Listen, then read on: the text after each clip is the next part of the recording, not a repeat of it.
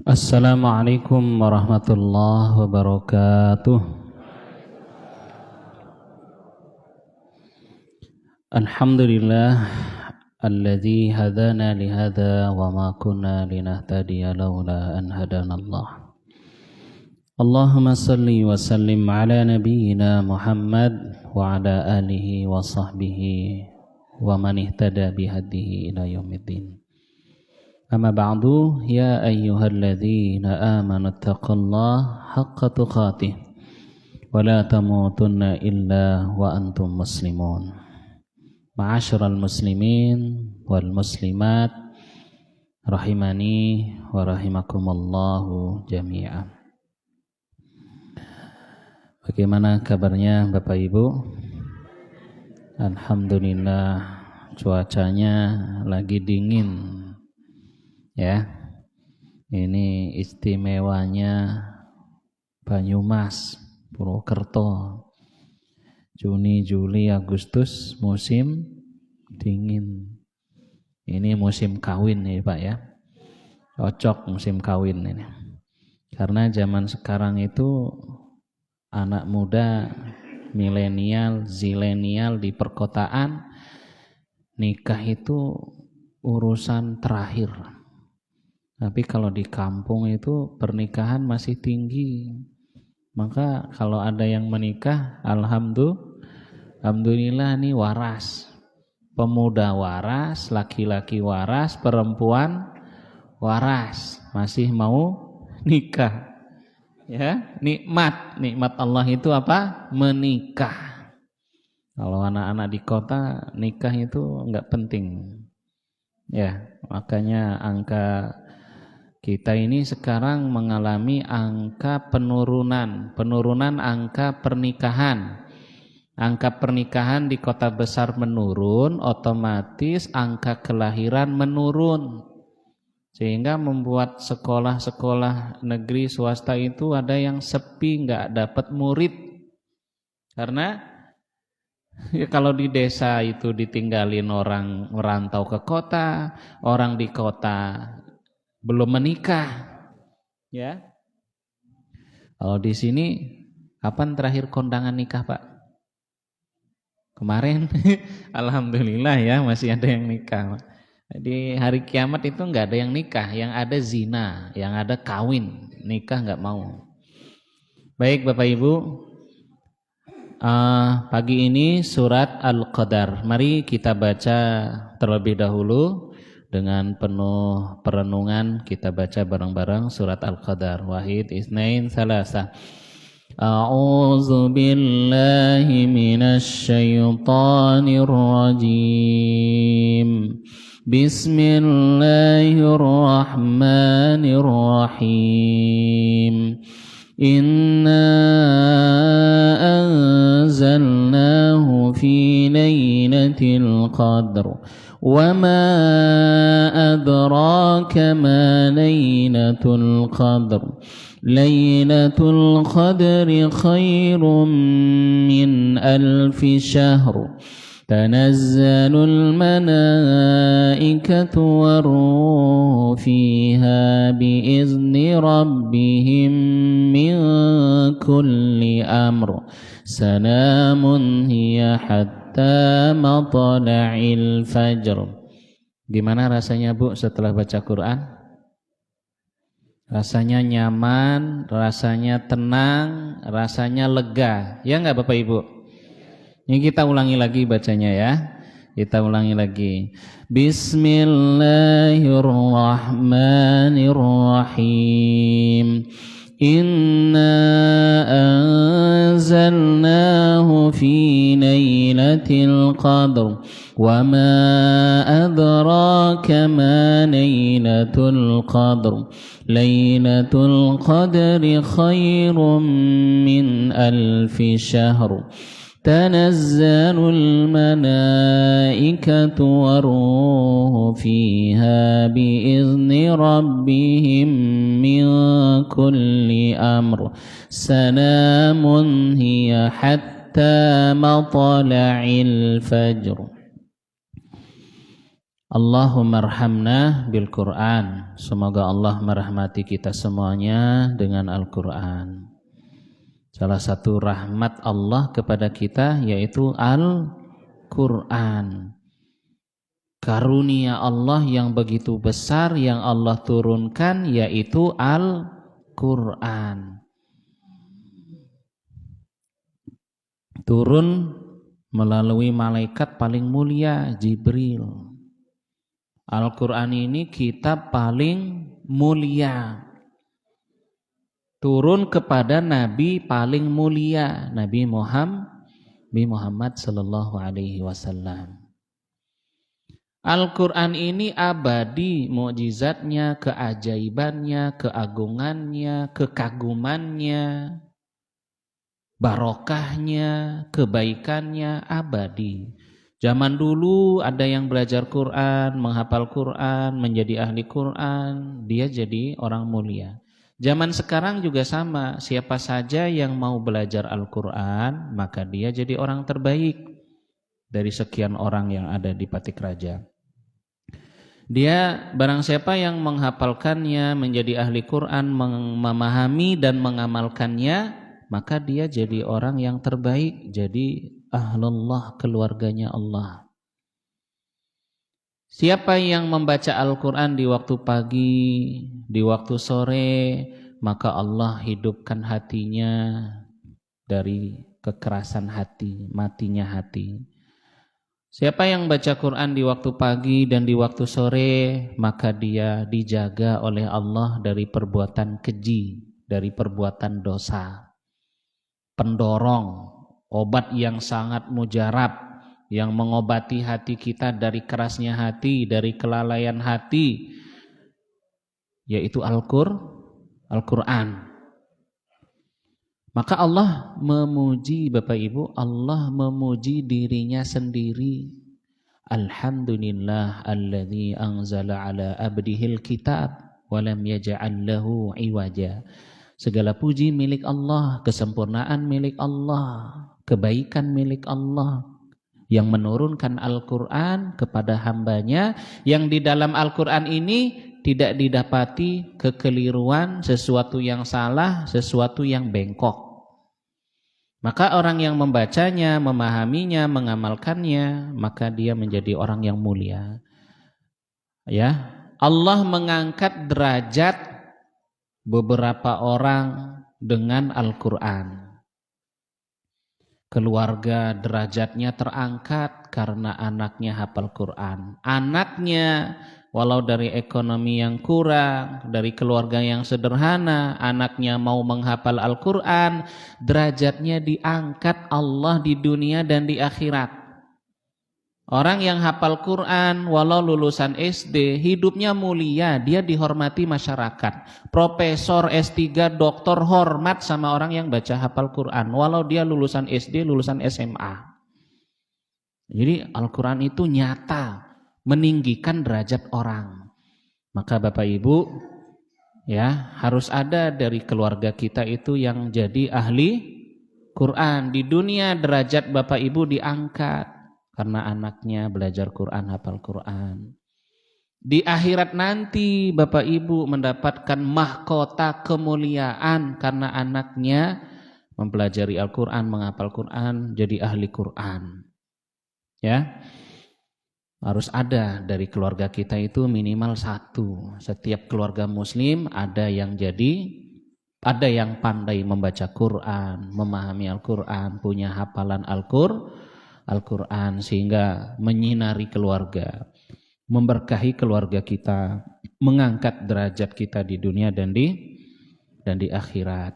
Ya, kalau ingin anak kita jadi hafal Quran, ahli Quran, ya masukkan anak kita ke pondok pesantren. Pondok itu macam-macam ya. Ada pondok yang program unggulannya tahfiz, ada yang pondok tahfiz, ada yang pondok bahasa dan tahfiz, ya. Bapak Ibu bisa silakan pilih. Ini motivasi buat Bapak Ibu agar anak-anaknya, cucunya ini jadi ahli jadi ahli Quran. Jadi masukkan anaknya ke pondok biar jadi ahli Quran. Banyak pondok ya di sini ya. Oh, di Purwokerto ini pondok tahfiz ini muallimin, muallimat ya. Ini tempat saya ngajar itu. Di sekolahnya di Jatiwinangun, pondok putranya di Langen, Kutasari. Kalau yang putrinya di Baturaden. Sekarang yang putri sedang mau dibangun masjid. Ya. Yang putra di Langen. Alhamdulillah ya, tiap pagi, sore dan malam itu menemani santri halaqah tahfiz.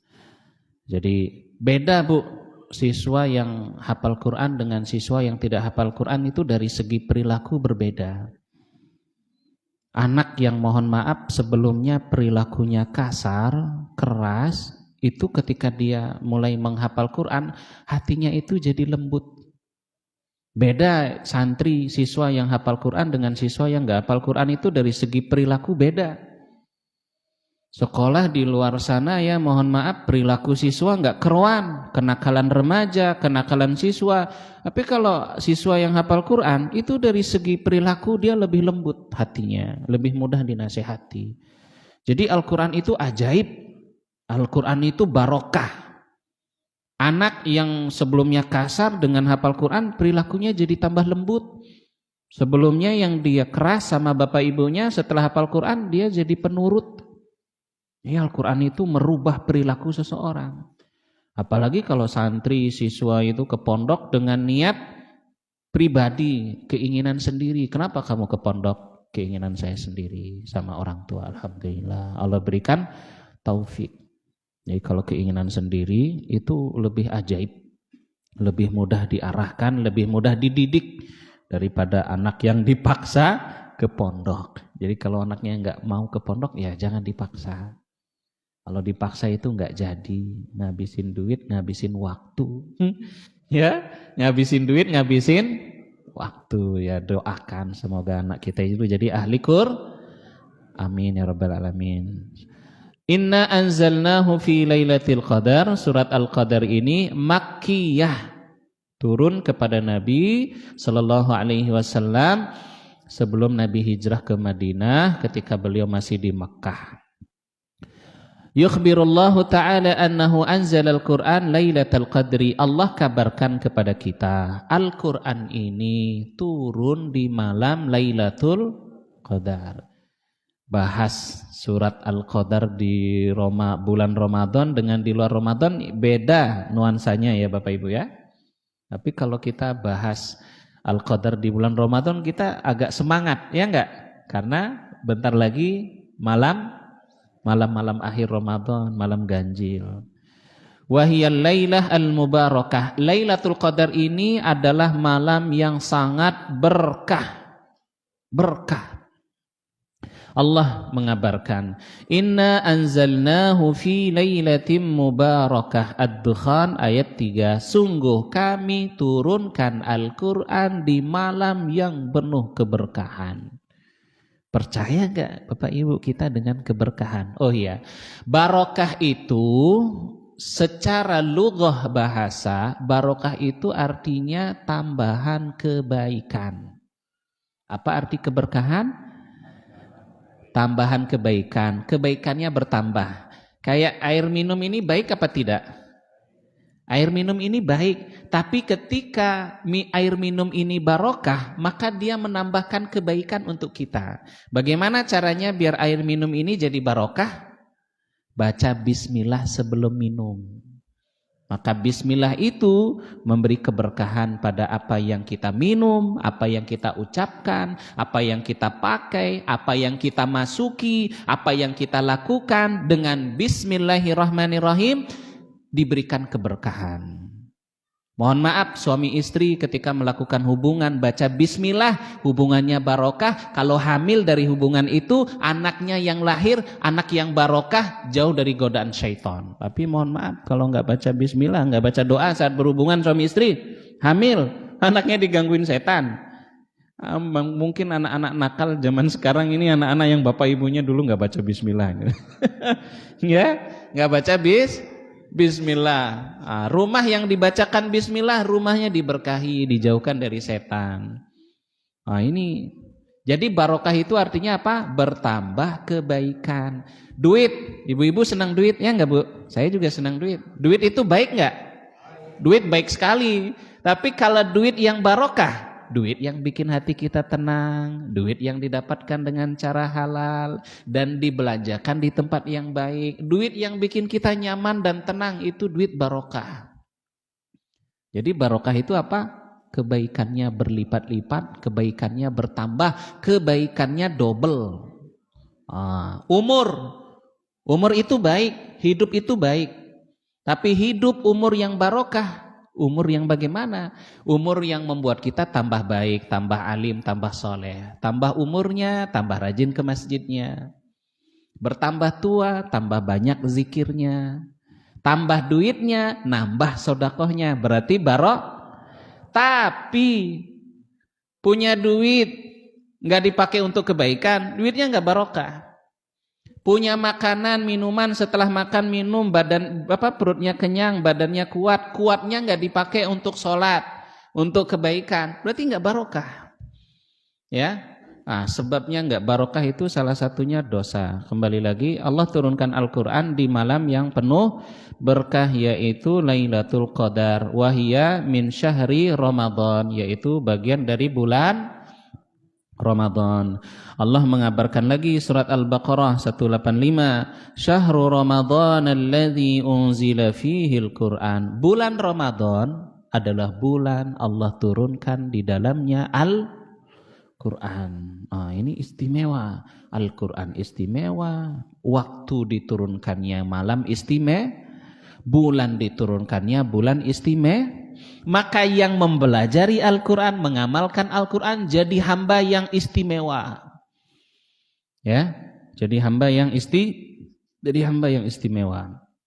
Kata Ibnu Abbas, anzalallahu Al-Quran jumlatan wahidatan minal lauhil mahfuz ila baitil izzah minas sama'id dunya.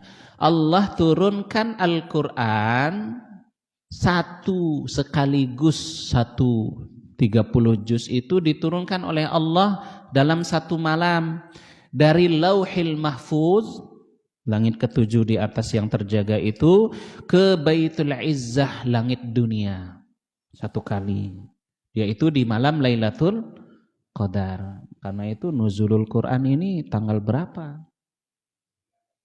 Ya, tanggal 17, tanggal berapa? Kita nggak ngerti ya. Yang jelas nuzulul Quran itu di bulan Roma. Kalau Lailatul Qadar itu di malam ganjil, berarti nuzulul Quran di malam ganjil. Ini katanya 17. Dari mana itu 17? Ya, dari Kementerian Agama. ya silakan ya. Saya nggak mau meributkan nuzulul Quran. Baik, satu kali sekaligus 30 juz ini turun Al-Quran dari langit ketujuh ke langit dunia. Dalam satu malam. Baru setelah itu dari langit dunia turun kepada Nabi berangsur-angsur selama 23 tahun. Sesuai dengan kasus kejadian yang dialami. Ulangi lagi, satu kali Al-Quran turun 30 juz dalam satu malam. Kemudian dari Baitul Izzah langit dunia turun ke Nabi selama berangsur-angsur selama 23 tahun. Maka yang pertama turun yaitu surat Al-Alaq, Iqra. Surat terakhir yang turun surat Idza jaa nasrullahi wal fath wa ra'aitan nas. Ini surat terakhir yang turun. Baik, sesuai dengan kasus yang terjadi. Tsumma qala ta'ala mu'azziban li sya'nil qadar. Allah mengabarkan kepada kita betapa agungnya urusan Lailatul Qadar, yang Allah khususkan Lailatul Qadar itu sebagai waktu diturunkannya Al-Qur'an. Maka Allah bertanya Bukan karena Allah tidak tahu, tapi pertanyaan retorika untuk membuka akal kita. Wa ma adraka ma Lailatul Qadar. Tahukah kamu apa itu Lailatul Qadar? Nabi Muhammad SAW tidak tahu. Kemudian Allah beritahukan. Dan kita juga tidak tahu Lailatul Qadar. Allah yang memberitahukan. Yaitu apa keistimewaannya? Lailatul Qadri khairum min alfi syahr. Lailatul Qadar itu lebih baik daripada 1000 bulan. Nah, tadi sudah disinggung ya. Saya bacakan riwayatnya. Zakara Rasulullah sallallahu alaihi wasallam yauman arba'atan min Bani Israel. Satu waktu Rasulullah itu menyebutkan 4 orang dari Bani Israel. Rasulullah berkisah, dulu ada 4 orang dari Bani Israel. Apa yang mereka lakukan? Abadullah samanina aman. Ada di antara orang soleh dari Bani Israel zaman dahulu, mereka beribadah menyembah Allah selama 80 tahun. Ya, selama 80 tahun. Lam ya'suhu tarfata'ain. Ibu bapak, 80 tahun tidak pernah maksiat walau sekejap mata. Kalau kita keluar dari masjid, keluar dari masjid di jalan, mbak-mbak, ibu-ibu naik motor, bajunya seksi, dosa mata kita. Ya nggak bapak-bapak? Ibu-ibu baru nyampe rumah, ngeliatin suaminya, kesel sama suaminya, ya, jadi dosa istri gara-gara suami. Ngeliatin HP, sosial media, isinya maksiat. Ini 80 tahun gak pernah dosa. Bisa kita kayak gitu? Gak bisa. Susah. Makanya ibadah yang besar pahalanya, ibadah yang susah dikerjakan. Kesolehan yang lebih dicintai oleh Allah, kesolehan orang yang hidup di tengah masyarakat yang rusak. Masyarakatnya rusak, tontonannya rusak, bacaannya rusak, pergaulannya rusak, tapi kok dia tetap soleh. Kayak susu keluar dari saluran, mohon maaf, saluran darah dan kotoran. Ya enggak Bapak Ibu? Tapi keluar susu yang murni dari masyarakat yang rusak itu, tontonan rusak, kok ada anak soleh. Wah, ini bapaknya luar biasa, barokah. Kok ada anak soleh gitu ya. Maka orang yang soleh di tengah masyarakat yang rusak, maksiatnya gampang dikerjakan, gampang didapatkan maksiat itu, tapi kok dia tetap soleh. Maka orang ini beribadah seperti di zaman fitnah, dia seperti menggenggam bara api yang panas, itu susah. Orang yang ibadah di zaman fitnah, saat maksiat itu menerpa, saat agama itu diserang, saat orang yang taat agama itu seperti orang yang asing, aneh di tengah masyarakat, tapi dia tetap soleh beribadah kepada Allah, dia mendapat pahala ibadah seperti ibadahnya 50 sahabat Nabi. Zaman sahabat Nabi, soleh-soleh semua, ya enggak Bapak Ibu? Salah satu sahabat itu 7 hari sekali hatam 30 juz. Kalau kita setahun sekali.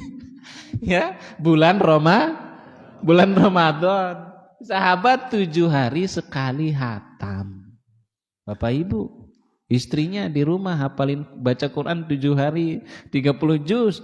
Cuciannya numpuk, masak kebanyakan garam, atau masakannya kurang garam karena fokus baca Quran, nggak bisa, ya. Maka beribadah sesuai kemampuan kita mampunya. Maka bapak-bapak mampunya ke masjid, ya sudah, jaga sholat 5 waktu ke masjid.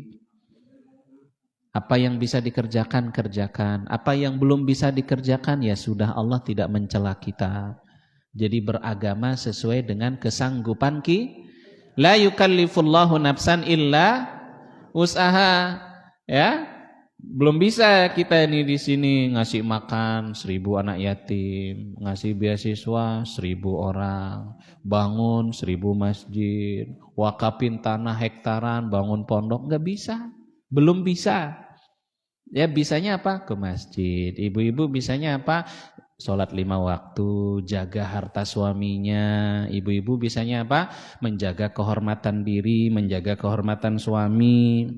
Ya, bisanya mentaati suami, sabar sama ketus jelek masemnya suaminya, itu surga itu. Itu surga. Kalau bapak-bapak Jumatan ke masjid, sholat jamaah 5 waktu ke masjid, jaga lisan, makanannya halal, yang haram ditinggalkan, selamat masuk surga. Ini 80 tahun satu kali sekejap mata nggak pernah maksiat. Nggak bisa. Bisa nggak? Nggak bisa. Kalau ada ini 80 tahun nggak pernah maksiat, ini nanti ujung-ujungnya jadi sombong. Saya paling soleh, kamu ahli maksiat, jadi sombong. Makanya kadang Allah bikin orang yang soleh itu tergelincir dalam dosa biar dia nggak sombong. Ini salah satu hikmah kenapa ada dosa. Sebaik sesoleh apapun orang, sadar atau tidak, sengaja atau tidak sengaja, dia akan tergelincir dalam dosa. Jadi Allah bikin sengaja, sebagian orang yang soleh itu sengaja Allah buat dia berdosa, agar dengan dosanya dia merasa hina. Sehingga nggak jadi orang, saya paling soleh Patik Raja, nggak ada yang boleh jadi imam, saya yang paling baik. Ya gitu jadinya nanti ya. Nggak ada yang boleh sholat di sop depan, ini yang paling soleh harus di depan. Jadi sombong. Ini 80 tahun nggak pernah dosa. Gak bisa kita ini kayak gini nih. Kalau lagi zaman sekarang, aurat serba terbuka. Susah laki-laki ya. Laki-laki susah, perempuan juga susah. Kemudian disebut siapa aja orang itu? Ayub, Nabi Ayub. Zakaria, wa Hizkil ibnul Ajuz, wa Yusha bin Nun. Sahabat diceritain kisah begitu, terkagum-kagum, fa'ajiba. Seperti tadi disebut ya, siang harinya jihad, malam harinya qiyamul lail, siang harinya puasa, malamnya qiyamul lail. Ini luar biasa dan umurnya panjang. Ya. Ajibah, sahabat itu terheran-heran, ada yang bisa seperti itu. Padahal sahabat Nabi juga sangat sahabat Nabi itu luar biasa. Ya, fa'atahu Jibril, datang Jibril. Dalam kondisi sahabat kagum sama Bani Israel, ibadahnya luar biasa, Jibril datang kepada Rasulullah, ya Muhammad, ajibat ummatuka min ibadati haula'in nafar samanina sanah. Umatmu terkagum-kagum dengan ibadahnya 4 orang selama 80 tahun. Lam ya'suhu tarfata'ain, enggak pernah maksiat satu kali pun. Nah, Jibril bilang, faqad anzalallahu khairan min zalik. Sungguh Allah telah turunkan kebaikan yang lebih baik daripada ibadah 80 tahun.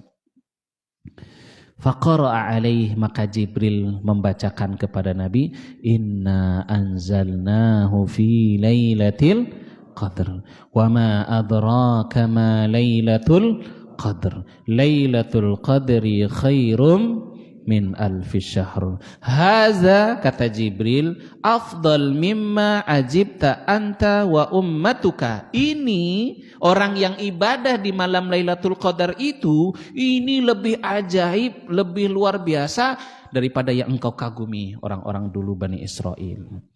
Fasurra bidzalika Rasulullah, maka Rasulullah dengan turunnya surat ini gembiranya minta ampun, bahagia. Demikian pula dengan sahabat itu bahagia dengan turunnya surat Al-Qadar. Nah, kita juga harus bahagia. Makanya bulan Ramadan orang beriman itu bahagia membayangkan ibadah di malam ganjil, di malam Lailatul Qadar. Nah, ini beda makanya ya. Bulan Ramadan itu luar biasa. Jadi kita bergembira dengan surat Al-Qadar. Nah, ini jamaah, ini bukti betapa karunia Allah itu besar. Ini tanda betapa nikmat Allah itu besar kepada kita. Ayat ini, surat ini menjadi bukti betapa Allah itu begitu banyak karunia pemberian nikmatnya kepada kita. Sebagaimana dikabarkan pada umumnya kepada manusia, wa innallaha lazu fadlin 'alan nas walakinna aktsaran nas la yashkurun. Sungguh pemberian Allah, keutamaan Allah, nikmat Allah kepada manusia itu begitu besar. Tapi sedikit dari manusia itu yang bersyukur. Apa yang membuat kita bersyukur? Apa kurang bersyukur? Ya, duit habis, tanggal tua, itu yang dipikirin. Ya, istri itu perempuan, tanggal tua, duit habis, dia abasa wa tawalla, bermuka masam, berpaling. Begitu banyak nikmat Allah kepada kita. Ya, jamaah yang mudah-mudahan dirahmati Allah Subhanahu wa taala. Jadi sekecil apapun kebaikan yang kita kerjakan, Allah lipat gandakan balasannya. Sekecil apapun nikmat itu kita kerjakan ikhlas karena Allah, manusia tidak melihat, Allah melihat, Allah catat, Allah akan balas dan Allah akan lipat gandakan pahalanya. Nah, di sini diajarkan kepada kita untuk apa? Berharap kepada Allah. Menggantungkan harapan kepada Allah. Orang beriman yang melakukan kebaikan tidak bersedih ketika diremehkan manusia. Kenapa? Karunia Allah kepada kita begitu banyak. Baik, ya ini Lailatul Qadri khairum min alfi syahr. Nah, kemudian berkaitan dengan kapan terjadinya malam Lailatul Qadar itu di bulan Ramadan, tepatnya di 10 akhir bulan Ramadan. Lebih detail lagi hadisnya, tepatnya di malam-malam ganjil di 10 akhir Ramadan, 21, 23, 25, 27, 29 atau di akhir Ramadan. Maka di malam-malam itu Nabi mengajarkan kita di 10 akhirnya pada umumnya bersungguh-sungguh untuk ibadah, menghidupkan malamnya. Ya boleh begadang itu ya. Boleh begadang di 10 akhir Ramadan, terutama di malam ganjilnya begadang. Ngapain? Begadang di masjid, bukan begadang gaplean atau begadang nonton Euro Piala Dunia atau Euro Piala Eropa. Tapi begadangnya ngapain? Di masjid, baca Quran. Kalau ngantuk tidur, kalau ngantuk ngopi ngeteh, kemudian lanjut sholat, lanjut zikir gitu ya. Nah itu, jadi boleh silakan begadang. Nabi nggak suka begadang, tapi ini karena malam ganjil, malam kemungkinan terjadinya Lailatul Qadar. Jadi di masjid bapak-bapaknya begadang sampai jam 12, kemudian tidur sampai jam 1, kemudian dari jam 1 sholat, zikir, istighfar, doa sampai subuh, ya sampai subuh. Kalau ibu-ibunya di rumah, ibu-ibunya di rumah, begadangnya di rumah, sholat. Tapi susah ya ibu ya sendirian. Ya, kalau sendirian itu kurang semangat. Tapi kalau berjamaah, kalau berjamaah itu lebih bersemangat. Ya, kayak di Masjid Fatimatuz Zahra itu ya, sholat tarawihnya sampai jam 10. Satu kloter itu kloter 11 rakaat. Kloter kedua 23 rakaat. Sampai jam 10, kemudian jam setengah 12 lampu dimatikan, tidur. Kemudian jam 1, jam setengah 2 bangun lagi, sholat lagi, ya, sampai sahur. Ya, itu begadang di malam Lailatul Qadar. Jadi sia-sia malam Lailatul Qadar itu pakai begadang untuk sia-sia. Baik, jadi ini waktu terjadinya malam Lailatul Qadar. Baik, kemudian tanazzalul malaikatu warruh, pada waktu itu turun malaikat. Malaikat ini bentuk jamak dari malakun. Bentuk plural, bentuk jamaknya malaikatun. Bentuk mufradnya malakun. Ya, malakun. Jadi malaikat turun pada waktu Lailatul Qadar itu. Dan yang turun juga ar-ruh, yaitu Jibril. Ar-ruhu Jibril juga ikut turun pada malam itu.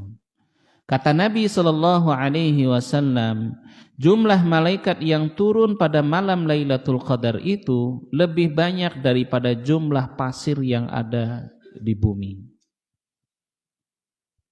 Jumlah pasir di lautan, di pantai, kalah banyaknya dengan jumlah malaikat yang turun pada malam Lailatul Qadar. Baik. Yuksiru tanazzulil malaika fi hadhil lailah likasrati barakatiha. Dengan banyaknya keberkahan yang Allah berikan turunkan pada malam Lailatul Qadar itu, banyak malaikat yang turun. Ya. Wal malaikah yatanazzaluna ma'a tanazzulil barakah. Malaikat itu turun. Demikian pula turunnya keberkahan dari Allah. Warahmah, turun juga rahmat dari Allah. Maka orang yang ibadah istighfar di malam itu dia mendapatkan ampunan. Ya. Dia mendapatkan ampunan, dia mendapatkan rahmat. Kemudian diriwayatkan juga ditulis ulang ajalnya dan takdirnya pada malam Lailatul Qadar. Kalau Allah menentukan orang itu ajalnya, umurnya panjang, Allah bikin umurnya lebih panjang. Kalau Allah menghendaki untuk merubah takdir orang pada malam Lailatul Qadar, Allah ubah rizkinya, ya. Allah berikan rizkinya yang lebih lapang. Ajal rizkinya ditulis. Fiha yufraku kullu amrin. Pada waktu itu segala perkara dipisahkan, ditentukan. Jamaah yang mudah-mudahan dirahmati Allah. Jadi malaikat ini turun dengan membawa barokah, turun keberkahan, turun malaikat. Nah, di sini jadi pengingat bagi kita semua, turunnya malaikat itu tanda turunnya keberkahan dari Allah. Maka Nabi mewanti-wanti kita, jangan sampai malaikat itu tidak memasuki rumah kita. Salah satu sebabnya gambar bernyawa. Maka mohon maaf kalau ada foto, ya fotonya di album saja. Kalau zaman sekarang kan fotonya di HP. Satu lagi mohon maaf, keberadaan anjing. Keberadaan anjing menghalangi masuknya malaikat ke dalam rumah. Kalau rumah enggak dimasuki malaikat, yang masuk siapa? Karena ada anjing, karena ada gambar bernyawa. Boneka-boneka juga sama ya. Kalau cuman boneka beruang, boneka yang enggak terlalu bentuknya sempurna gitu. Boneka manusia itu dipajang, nah itu juga sebaiknya disimpan, jangan dipajang. Dimasukkan entah ke kardus atau ke lemari. Karena itu bisa jadi sarang jin. Itu bisa jadi sarang jin. Ada yang ngeruqyah satu rumah, ketika dibacakan Al-Quran, bonekanya gerak. Ternyata di situ sarang jin. Akhirnya bonekanya dibakar. Ya. Jadi kita menghindari penyebab yang membuat malaikat tidak masuk ke rumah kita. Jadi kalau malaikat turun di malam Lailatul Qadar nunggu Ramadan, nah setiap hari malaikat itu turun. Kapan? Satu, rumah yang di dalamnya dibacakan surat Al-Baqarah atau rumah yang dibacakan Al-Quran. Maka Bapak Ibu, agar Allah memberikan keberkahan, bacalah surat Al-Baqarah di rumah kita. Jadi tempat paling bagus baca Quran di rumah. Ya, Alif Lam Mim dzalikal kitabul la raib, atau bagian dari surat Al-Baqarah, atau baca ayat kursi Allahu la ilaha illa huwal hayyul qayyum, atau baca bagian 2 ayat di akhir surat Al-Baqarah. Yang paling akhir itu la yukallifullahu nafsan illa wus'aha. Bapak Ibu kalau salat malam bacanya dikeraskan bacaannya, jangan sir. Kalau qiyamul lail di rumah bacaannya dikeraskan. Ya, biar Al-Qur'annya terdengar, maka silakan boleh saat qiyamul lail itu boleh mencari keberkahan surat Al-Baqarah ayat kursi, baca ayat kursi saat qiyamul lail di rumah.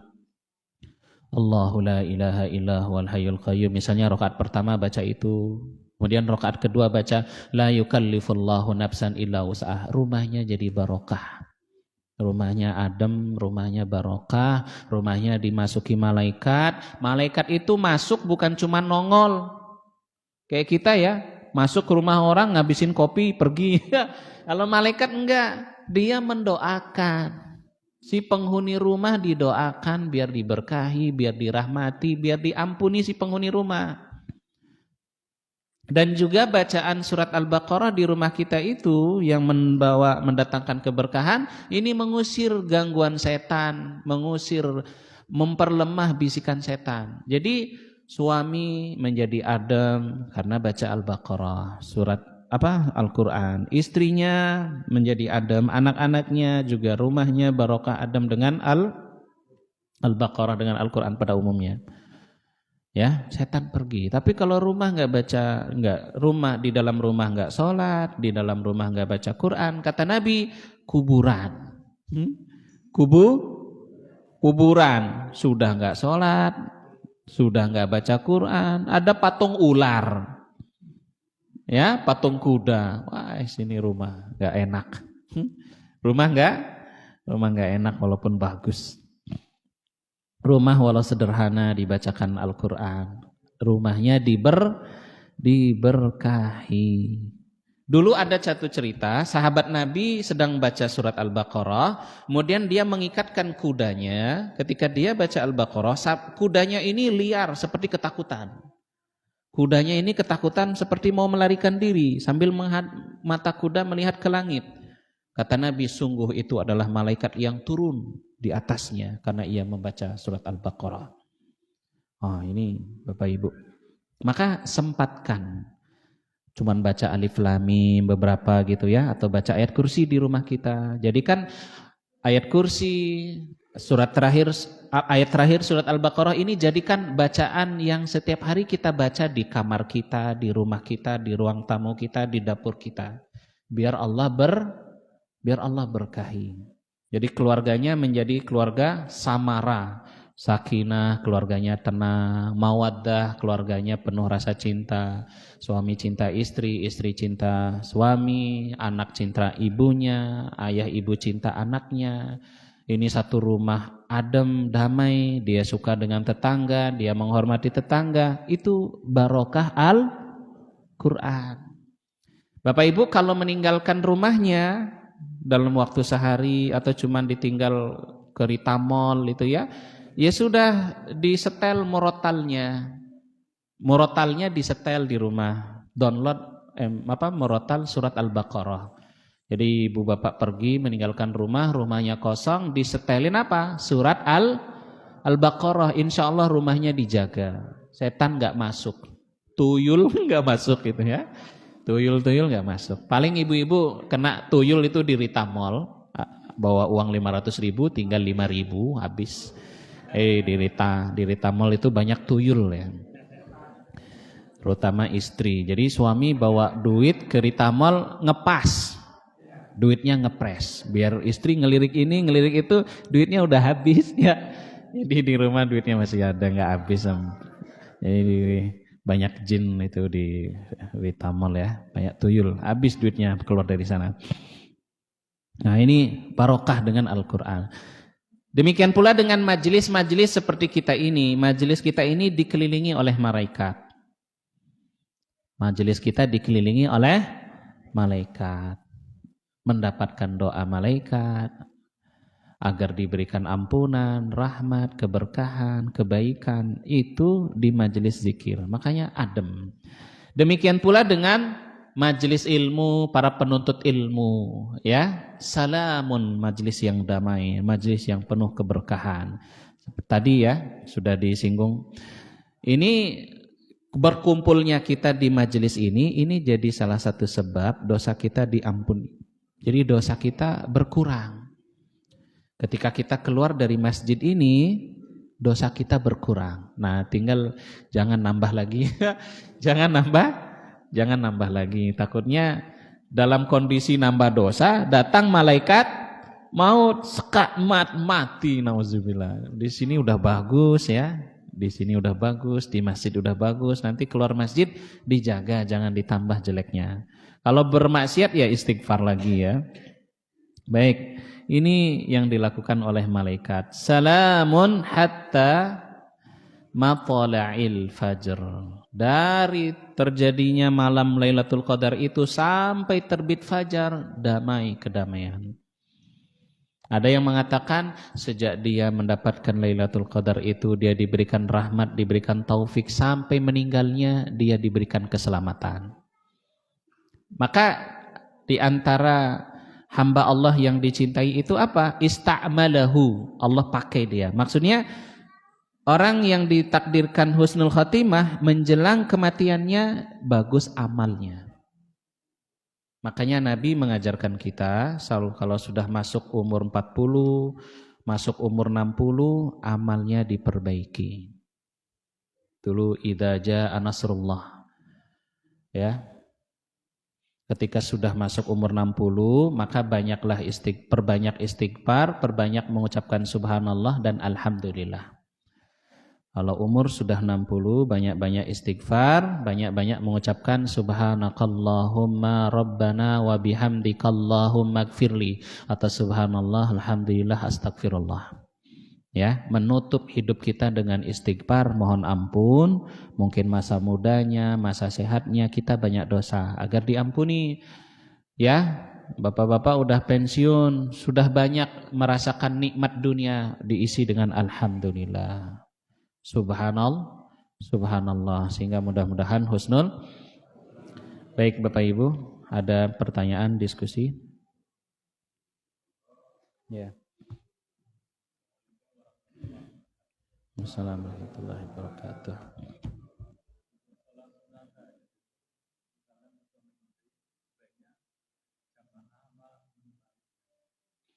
Suami istri qiyamul lail boleh berjamaah, dia boleh sendiri-sendiri.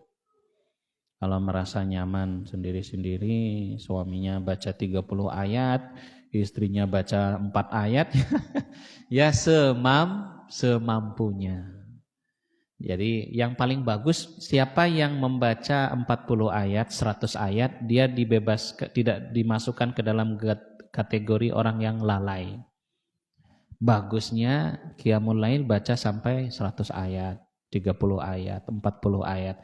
Tapi kita sanggupnya inna anzalnahu fi lailatul qadar. Ya enggak apa-apa. Masih lebih bagus. Yang penting ikhlas, salatnya nyaman. Habis qiyamul lail tidur lagi, azan subuh bangun melek lagi. Nah itu silahkan semampunya. Tapi ya bapak-bapak usia 60 ke atas jam ngantuknya udah berkurang. Ya enggak Pak? Jam tidurnya udah berkurang. Bapak-bapak bangunnya jam 3 melek sampai subuh. Kalau yang muda kayak saya bangun jam 3 melek sampai subuh, ngantuk. Jam tidurnya masih banyak, ngantuknya itu masih berat. Ya semampunya kita. Ya paling bagus jamaah. Ala kulli hal ada yang berbeda pendapat. Baik, wallahu a'lam bishawab. Jam 7.01. Ada lagi Bapak Ibu? Baik, demikian. Ya.